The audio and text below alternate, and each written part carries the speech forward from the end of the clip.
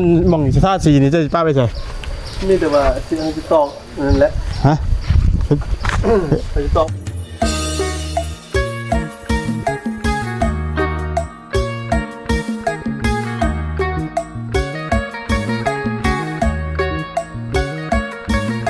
มาเนาะก็มาพบกับลุงหนวดยามช่วงเช้าๆเนาะมื้อนี้เนาะฮะอยู่ทางบ้านของน้องพรเพิ่นคือเก่าพี่น้องเนาะมื้อนี้ลุงหนวดมาแต่เช้านี่พี่น้องเว้ยมื้อนี้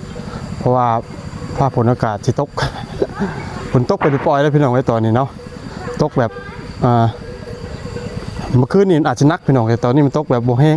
เนาะเมื่อคืนนี่แบบถล่มทลายพอสมควรเลยพี่น้องเว้ยแบบทางเข้ามานี่ป้าโตขี้ตมพี่น้องเว้ยลุงหนวดก็ย่านขี่รถเข้ามายังย่านล่มอยู่พี่น้องเว้ยเพราะว่าลุงหนวดเคยล่มแล้วรอบนึงล่มมันเมินนะพี่น้องเว้ยมันที่ว่ามันล่มมันอย่างมันค่อยๆไปอยู่แต่มันดินที่เป็นตมมันเมินแห้งดีนะเนาะโอ้ยก็พอยุ่งบานนะมานี่ก็สร้างเพิ่นมาแล้วพี่น้องเว้ยเนาะสร้างเพิ่นกับเห็นมาเห็นเก็บไม้เก็บตอกอยู่เพิ่นพี่น้องเว้ยจงใช้จะมีการเตรียมการจิกบไม้บอกด้วยว่าจังใดเนาะพี่น้องแล้วก็คนอื่นก็ทักทายสวัสดีและสบายดีเด้อเพื่อนพี่น้องซีเบิร์ดจะกูจะคนเป็นทั้งฝั่งไทยฝั่งลาวต่างประเทศทั้งโลกยินดีต้อนรับเขาสู่ช่องหน่วยพาเพลินคือเก่าเนาะคนอื่นก็ขอบคุณทั้งพ่อแม่พี่น้องที่เข้ามาติดตามครับชมกดไลค์กดแชร์ให้ทั้งหน่วยเนาะที่ให้กำลังใจหน่วยมาตลอดเนาะในการเรียนไปเบิ่งส้มกันเนาะไปถามเบิ่งสร้างว่าสร้างมาทิศยังเนี่ยพี่น้องไว้มื้อนี้เนาะสร้างประมาณพี่น้อง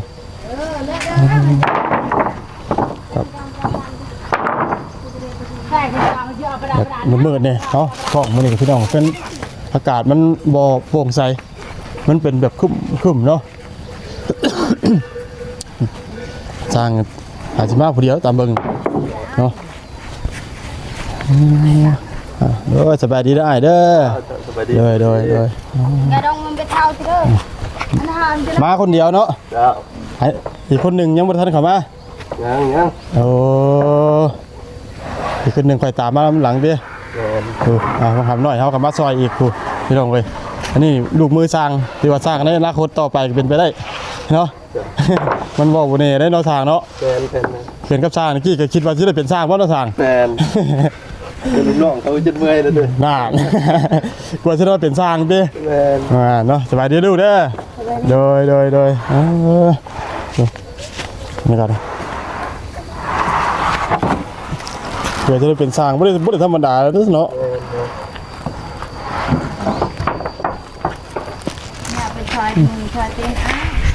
แม่มีแต่ว่าเขากะหากว่าว่าไงคนมันมีพรสวรรค์มันหักกันเก็บสะสมความรู้ไปดอกเนาะของคนเป็นสิเป็นเพื่อนคืออย่างถ้าเลือกตรงนั้นไปแล้วเขาเห็ดเป็นลมเห็ดสิกบใหม่เห็ดเป็นลมก่อนโอ้ยองกบใหม่เป็นลมปลาเต็ดเนาะบ่ตรงนั้นเลยกระดาษเลย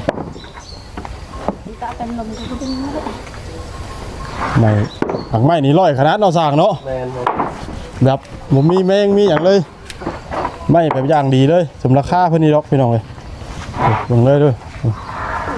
ฮะเดี๋ยวหนวดซื้อเอ็มร้อยไม่สร้างเพื่อนเจ้าขอบใจเด้อหนวดก็ซื้อมาแต่ในมือกินจนขอบใจมาได้จนอันหัวใจว่าจนชั้นพี่น้องเลยสร้างเป็นมาสร้างกันยังข้าเวียกอยู่เป็นยังไงลำไห้นำหน้าสร้าง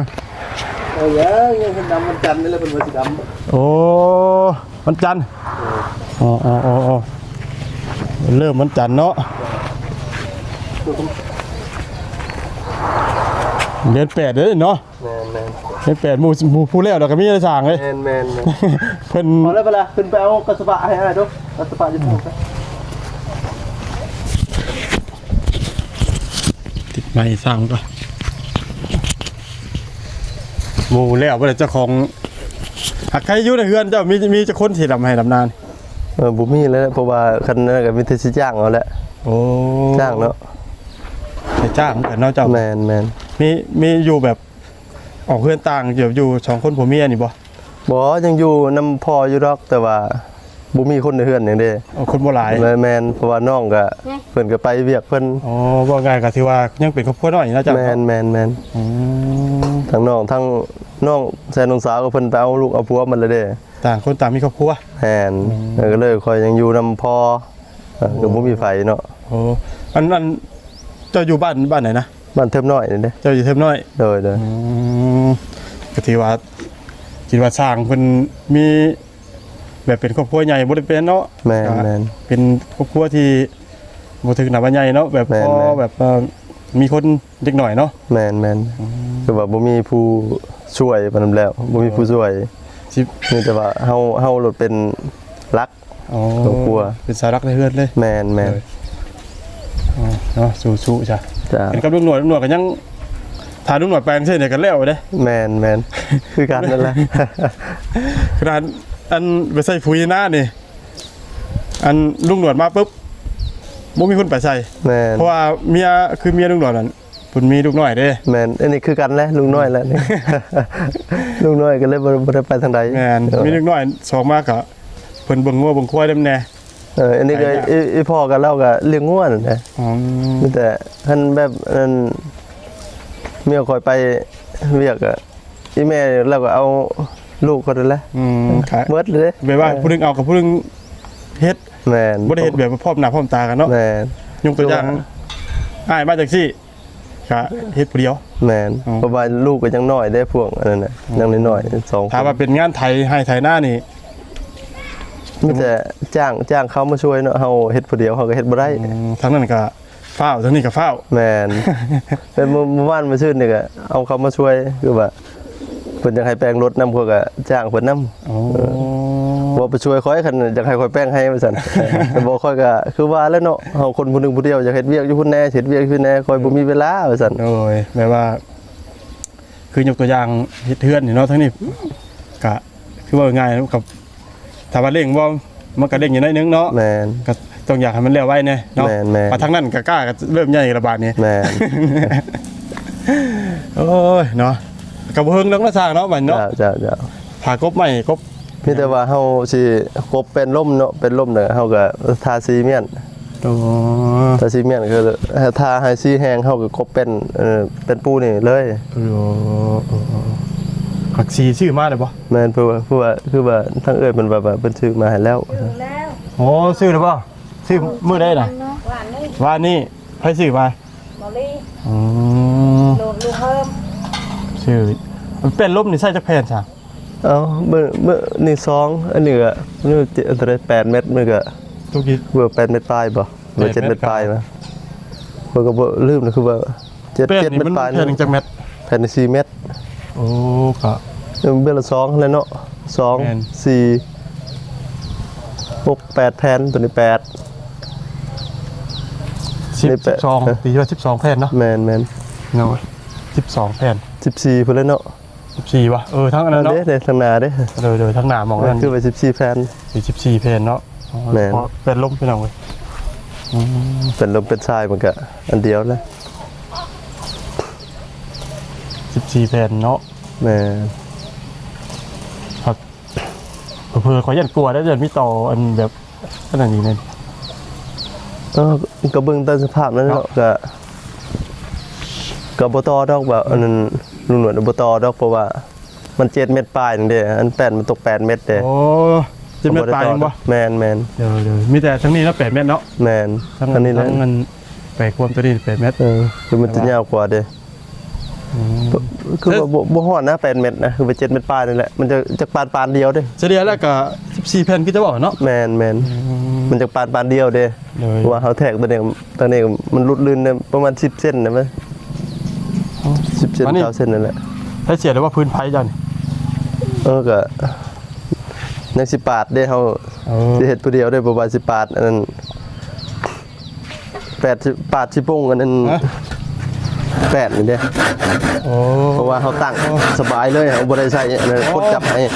ตาทีชบตัวนี้ได้ แม่น อย่างนี้จ้ะแปลว่าบ่มีคนจับก็ได้ แม่น เอาตามหน้าไม่แยกไม่เนาะ แม่นบอกว่าเฮ็ดคนเดียวก็ได้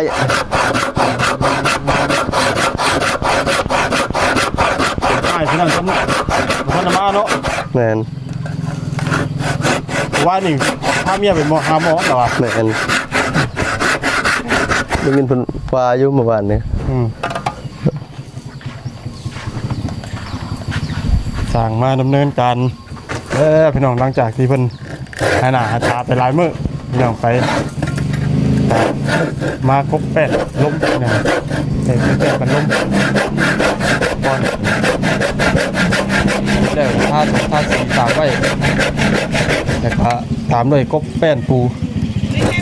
สีกบแป้นปูเป็นอย่างไรสังทีถึงมุ่ง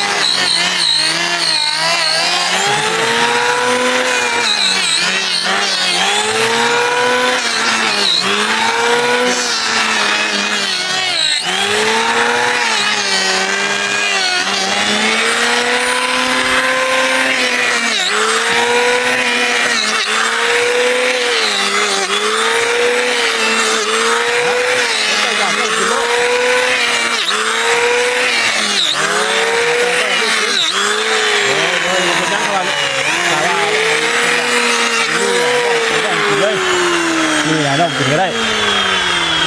เลยผัดหมี่เรากินได้พอเราเฮ็ดไม่ยุกหนังนักเนาะแล้วเติมพลังเลยไม่ต้องเลย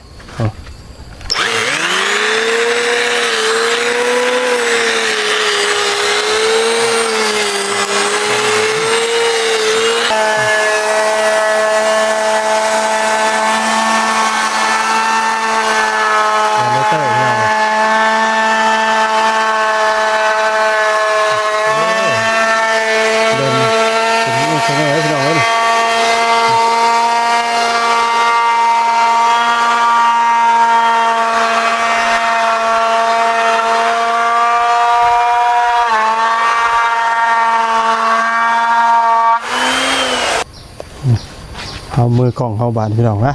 ใส่สร้างกันเห็นไหมอันมองสถานสีนี่จะป้าไปใส่ นี่แต่ว่าที่มันจะตอกนั่นแหละ ฮะ มันจะตอกไม่ขึ้นนี่เนาะผู้บาจันฝนตกเลยสปะน่ะใส่ โอ้ขับป้าไปนี่ก่อนเดี๋ยวค่อยอันแล้วกบแล้วเราค่อยอันตอกไม้แล้วก็ค่อยท่าสี แมน เพื่อว่าญาติฝนตกเนาะ แมน ฝนตกกับตกแบบ ฝนตกนี่ก็แล้วฝนตกตอนท่าเนาะมันก็เป็นตะเบิ้งเนาะ มันกับ ใครอยู่บ้านเราสิฟ้าท่าน มันกับโบเกี้ยงเลยเนาะ แมน ถึงมันจะติดมันกับโบงาม แมน แต่ว่ามันถือผล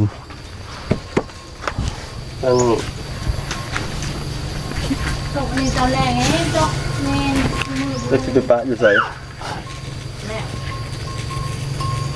มันยำแค่แน่เนาะ นะคำซ้ำนี่ใครอยู่เนาะ แมนเพราะว่าถ้าในท่าคือว่ามัน2-3 ชั่วโมงมันก็คล้ายๆนั่นแล้วแหละ อืม คือว่าถ้ ามาฝนตกรถโอ้ ไหวเนาะก็คือว่าเราจะเย็นเนาะพี่น้องเลยเพื่อเป็นก้อนบานไฟ3 เมตรทางหาสิมาผู้เดียว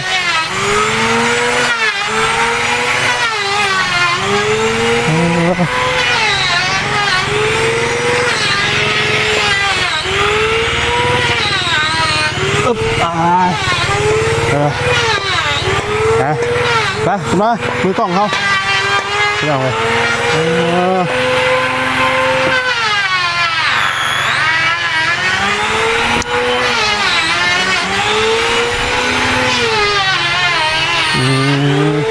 อันนี้แนวลบเนาะพี่น้องเป็นแนวลบสังสี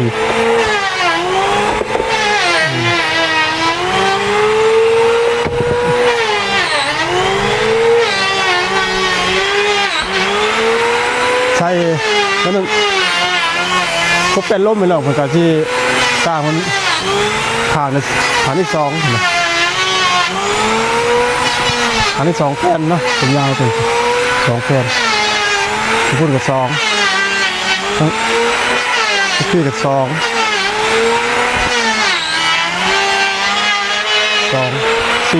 6 8 10ที่เป็น2แผ่นพวกเราพี่น้องเลยตัว14แผ่นที่ทางของเราผมเห็นได้เนาะผมจะตกบานเดี๋ยวว่าจะขันดูขันเดี๋ยวว่าขันตอนกบไม้ปันล้มพี่น้องเลยเนาะยังตอนในมุ้งเหมือนไหนใช่เต้นปันล้มท่าส่งท่าสีเต้นปันล้มก่อนจะได้ขึ้นใส่เลยเกิดเขียนไม่เจ็ดเต่าอีกเนาะยังไล่กันตอนนี้พี่น้องเอ้ยบืนพูดแล้วถึงเชลมุงบ่นถามว่าเป็นโมตกหรือว่าบอคัดบอของยังเนาะ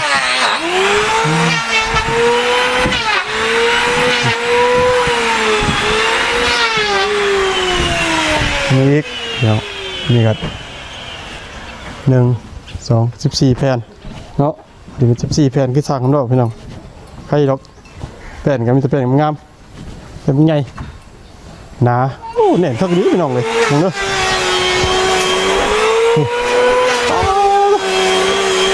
แน่นเป็นหน้าเลยโคตรโคตัวเสามันแน่นหนาเท่านี้พี่น้องเลยรุ่นแบบขึ้นมาบุ้มียางแบบบุ้มียึดนี่อย่างไรเฮือนนี่เป็นหลวงพรนี่พี่น้องเลยเสียงกบดังเนาะพี่น้องเลยขอโทษขออภัยเนาะเนาะ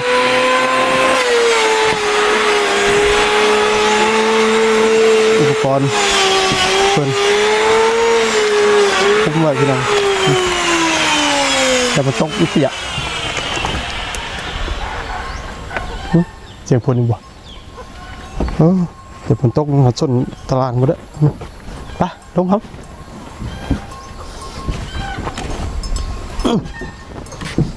งานใหม่ยังไม่ทันมาเนาะ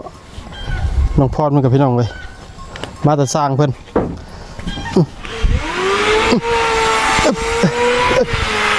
ฮะ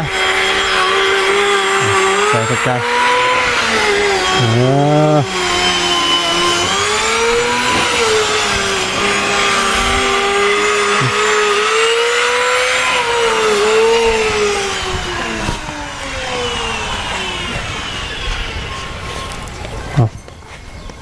ทางมันอาจจะเข้าได้2แผ่นพี่น้องเลย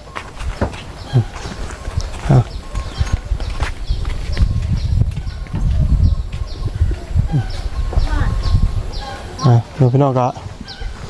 สำหรับคลิปนี้ก็มาอัปเดตคือเก่าเราพี่น้องเนาะอัปเดตทั้งคนพี่น้องที่ได้เบิ่งชมกันตอนของการทำบ้านสร้างเรือนสร้างซานสิมุงหลังคงหลังคาพี่น้องเฮือนน้องพรเพิ่นนอกก็คือตอนนี้อยู่ขั้นตอนของกบไม้เด้อพี่น้องเด้อกบไม้อันไม้ปันลมเนาะกบไม้ปันลมไม้ปันลมพี่น้องเว้ยเพิ่นว่ากบไม้ปันลมแล้วก็ตามด้วยทาสีแล้วก็สิได้ตัดเนาะตัดส่วนเกินแทก อย่างเรียบร้อยเพิ่นก็จะได้ตัดส่วนเกินพี่น้องเลยส่วนที่อันมันเหลือนี่เนาะอย่างนี้พี่น้องนี่เนาะออกมันจะได้ขึ้นใส่แป้นลมพี่น้องใส่แป้นลมเป็นอย่างเรียบร้อยสั่งเส้นมุ้งบาทนี่หรือว่าเป็นที่เฮ็ดจังไดต่อกะตัวนี้กะไม่หนวดกับหูกัน เนาะว่าเป็นที่เอาขั้นตอนใดพี่น้องเลยเนาะเพราะมันกะแต่ละขั้นตอนกันยังหลายอยู่อย่างเงี้ยเนาะ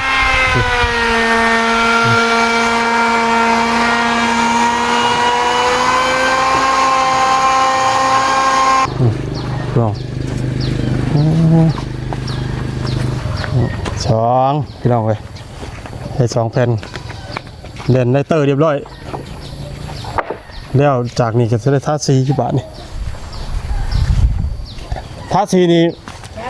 ถ้าว่ามันแดดในมื้อนี้แห้งอยู่มื้อนี้เนาะ แม่น ท่าสีแล้วเลยจังซี่ขึ้นไป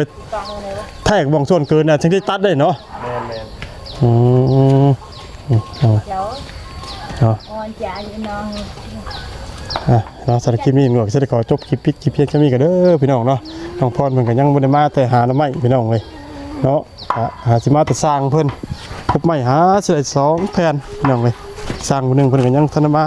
ค่าเวียกค่างานเนาะพี่น้องเลย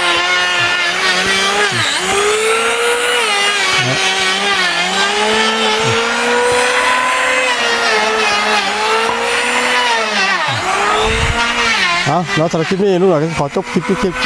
ลงเพียงเท่านี้ก่อนเด้อพี่น้องพบพ่อกันในคลิปหน้าเนาะจะมาอัปเดตเรื่องชานทั้งของน้องพรเพิ่นพี่น้องเลยขั้นตอนของชานเพิ่นพบไม่ในแป้นกันลมเนาะเดี๋ยวว่าจะได้ทำการขึ้นไปแทรกไม่ส่วนเกินทีเดียวตัดออกเพื่อจะได้ใส่นะก่อนที่จะมุ่งหลังคาพี่น้องเลยเนาะ